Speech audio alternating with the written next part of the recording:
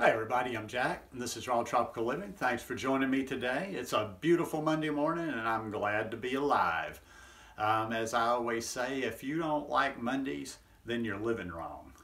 I love Mondays. It's just all a matter of perspective. The beginning of a new week, a lot of possibilities, and it's going to be a good week for me. It's going to be a busy week. I've got a couple of little deadlines here. I'm just about done on one and I'm excited on some things I'm working about. So today, I just wanted to share my best raw food diet advice after 5.5 years, a little bit more than 5.5 years doing this. I do videos every day, so I would really appreciate it if you're not already subscribed, if you'd hit that subscribe button now, then click on that little bell and check send notifications so you will be notified when new content, new videos come out. Yeah, this is just going to be a kind of a general advice video today. Once again, I wish people would step back from specifics, like wanting to know, well, how much of this? I get, it's always like this geeky breaking down of the lifestyle, like, well, how many bananas should I be eating during the day? Is this too much? And just getting too far into like little details instead of working on the process of getting there. One thing, and like I say, these are just some tips. This is just kind of my perspective. This is what has worked for me. Don't necessarily ever take anybody's advice 100%. You always have to adapt things for you, your circumstances, and just how your mind works. All our minds work differently. So, when I throw these things out there, I just hope somebody might pick up one of them. If I throw 10 things out there, I'm just kind of hoping somebody might pick up one little tidbit out of that can really help them. Because that's what's happened for me in a lot of circumstances when I'm listening to somebody give a speech or talking or just giving advice or sharing something.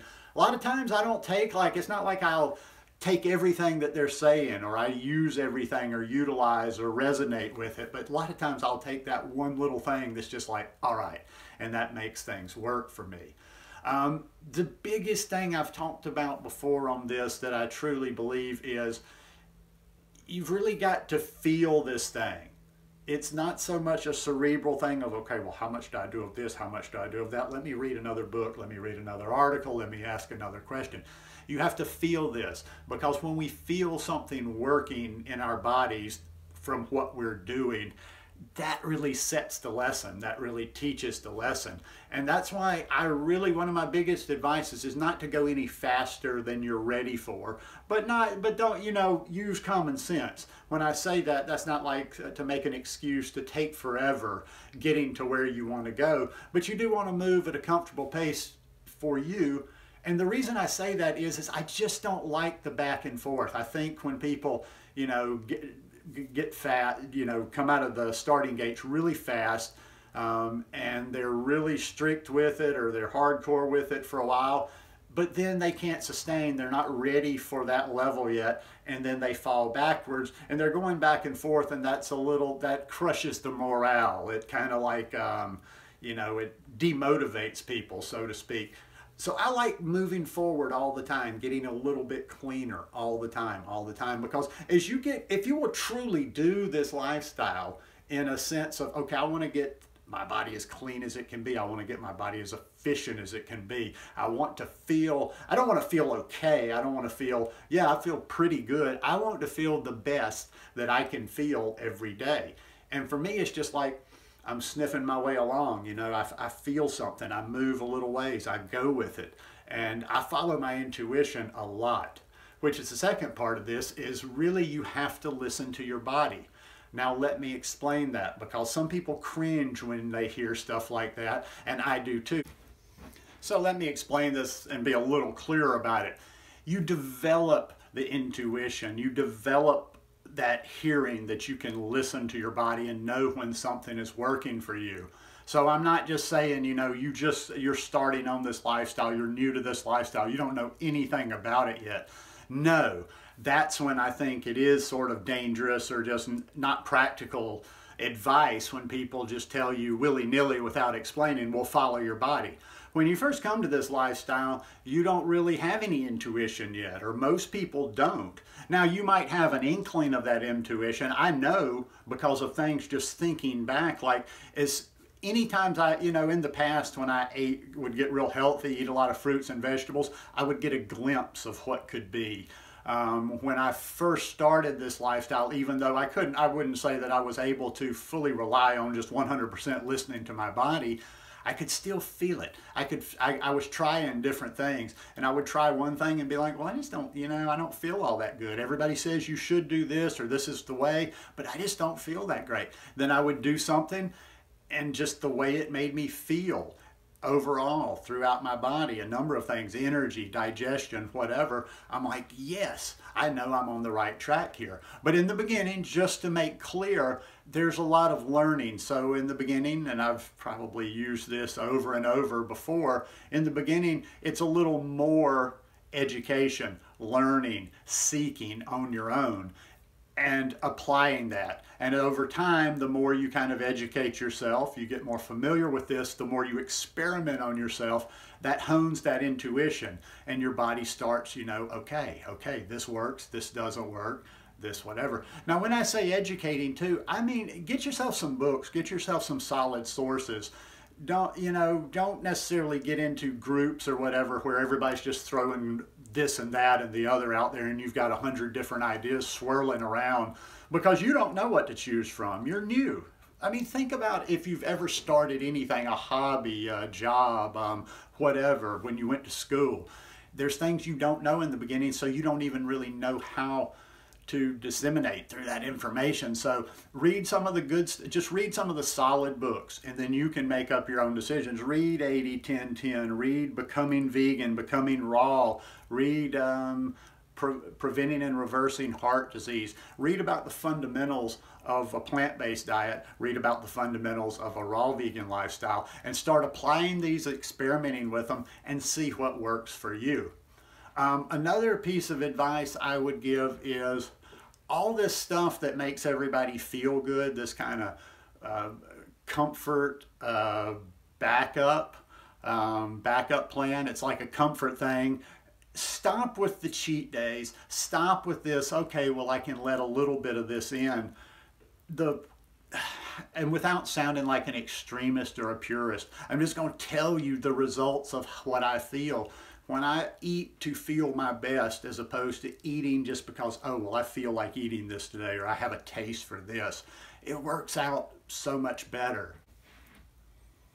A lot of the stuff that people are allowing in their diet under the guise of moderation, well, I want to be moderate, or I'm going to take baby steps, or all these little things that people telling them, it's just like the drugs. It's like when you quit drugs and you keep introducing them back in your system. You're clean for 6 weeks or 2 months, and then I'm going to go out on a Friday night and get high again, or put this certain substance in my body. Well, all that does is you've kind of weaned yourself off of this desire, this craving, whatever you want to call it. And as soon as you introduce that back in, it just stirs it back up. It doesn't completely nullify, all the time that you haven't taken this in, but it's like there's certain things out there, they're just not for our body.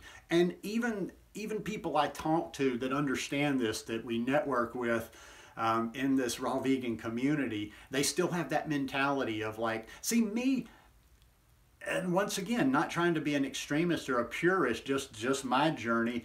I don't want to be like, okay, well, my body will tolerate this. I can do a little bit of this. This isn't really good for me, but I'm going to use it for a celebration. And it's a never-ending process, and it's always about degrees. You have to make the choices for yourself. Comfort food, cheat meals, moderation. I'm just doing this every once in a while to be part of the group, whatever. They're never going to lead to that best feeling. Now, once again, everybody's life is different, and you have to decide what the priorities are in your life. When it comes to eating, you need to decide, or you have to decide at some point, like, how clean you actually want to be, how efficient you want your body to work, how big of a part of nutrition, food is a part of your life. But all this stuff that people tell themselves, it's just kind of like fooling ourselves.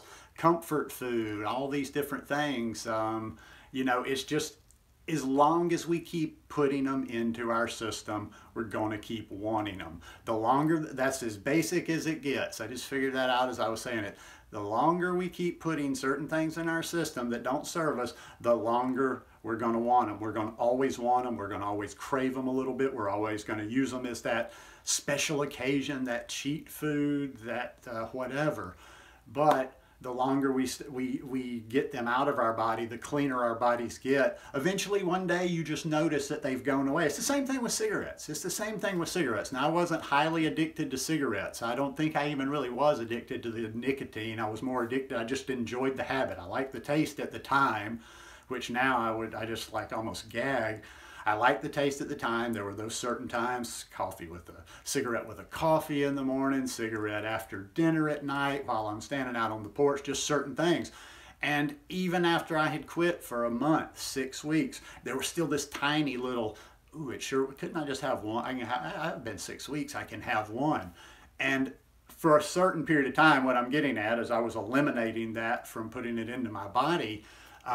For a certain period of time, even though I had made a decision not to do it anymore, there was still that little tug. Okay, well, maybe it would be. And then all of a sudden, one day, I don't remember if it was a month, 2 months, 3 months, 6 months, cigarettes just weren't even in my brain anymore. They weren't part of my body. In fact, it had gone to the other side where I knew at a certain point, like, God, if I smoked a cigarette right now, I'd get sick. I'd get spinning. My head would be I'd be lightheaded, I'd probably puke, and it was just not part of my body anymore. Boom, that was it. They were gone. It's going to be the same way with food. As long as there's that food that you sort of like, but you don't really like, you have that love-hate relationship with, you kind of give it to yourself as a reward sometime, you're going to always want it. You're going to always want it. And just to finish up, I'm going to circle right back around to where I began. Until you really feel this, if you have to go through that period, I'm telling you, and once you get to another side, that's why I think when people see some of my what I eat in a day videos, or when they watch me on Instagram, they really can't understand what I'm doing. And to be quite honest, I'm not saying that my way is the most balanced. You know, sometimes I get on talking about greens and I go on kicks where I'm not having greens at all. Like right now, except for, you know, like was it last night? Or no, it was 2 nights ago, I had I cooked. I had some collard greens, I had some rutabagas, and I had some cauliflower. Very clean cooked meal. But other than that, for about 3 weeks, and a couple of meals when I went to Pensacola, about 3 weeks, I've been living on bananas, orange juice, and a few mangoes thrown in. And to most people, they're like, well, that's ridiculous, that's restrictive, that's this, that's that. Just what my body feels right now. I kind of did it just to go simple for my mind. You know, I've been working a lot lately and it's easier just not to think about food. But as I did that more and more, even though I don't have the greens, even though I'm not having any fat right now, except for, like I say, those couple of meals on the weekend, last weekend, I feel spectacular. I feel better than I was feeling before I started doing this.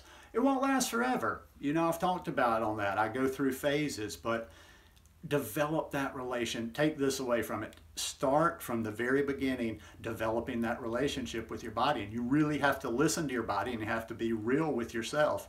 Otherwise, you're just going to kind of keep, and you know what? Hey, like, I don't want this to be a heavy-handed message. To me, I was talking to a friend on Skype the other day and I said, to me, I just want to help people be better than they were, or help them figure out for themselves how to be a little bit better. So who knows, maybe somebody's not even following this lifestyle. Maybe they started eating you know, fruit for breakfast. Maybe they do this, maybe they do that. Any changes are better than no changes at all. So that's all for today. The rambling's about to take over. Hope you guys enjoyed this one. If you like it, please give me a thumbs up. And we'll see you again tomorrow. And hope you have as good a week as I'm planning on having. Love you guys. Peace.